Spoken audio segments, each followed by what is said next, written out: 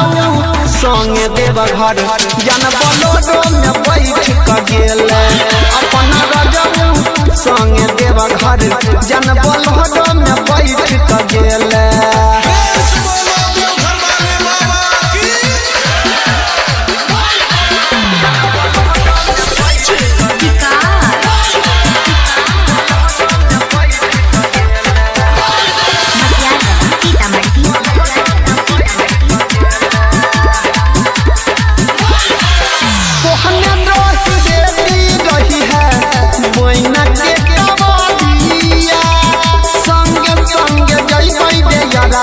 बाबा के दुआरिया कोहना नहीं देती रही है मोइना के कवालिया संगे संगे जइबै बे यादवा भोला के दुआरिया करता रही गलियो हम व्यक्ति लौट के नहीं आइले करता रही गलियो